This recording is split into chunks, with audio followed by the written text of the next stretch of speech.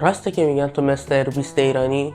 خب آره، چون من میلیاردی واسه ویدیوام هزینه میکنم. چه رمانتیک! ولی چهره‌ات که نیست. شایع شده که تو همجنس بازی. نه، کی این حرفو زده؟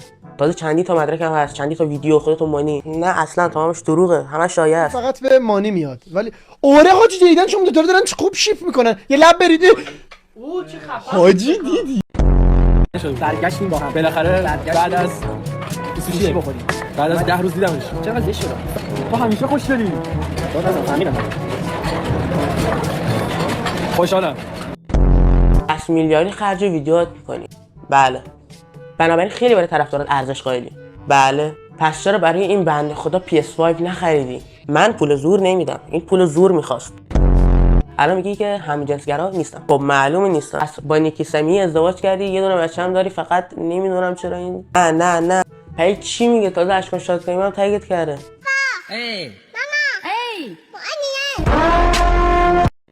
آقای بیبهانی، یه سوال فنی. گو عزیزم، دوچرخه سواری دوپامین میده به آدم؟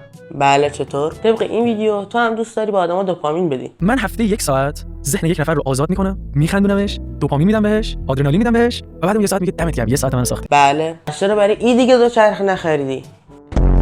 هدف اصلی این ویدیو خندوندن شماست و ما هیچ قصد بی‌احترامی به دبنیامی رو نداریم. دلیل اصلی انتخاب این ویدیو این بود که من به خیلی از یوتیوبرها پیام دادم برای همکاری و پادکست سیتو، پادکستی که قرار بود مسیر یوتیوبرها و اینفلوئنسرها رو به نسل زد و دهه 90 و 80 اونایی که همسن سال بنده هستن نشون بده. ولی خب به خیلی از یوتیوبرها پیام دادم، متاسفانه یا جوابی نگرفتم یا حالا قصد شرکت نداشتن. ما هم گفتیم که با استفاده از این ویدیو خودمون رو به یوتیوب فارسی نشون میدیم، حداقل بتونیم یه پادکست خوب رو با کمک شما مخاطبین عزیز شروع کنیم.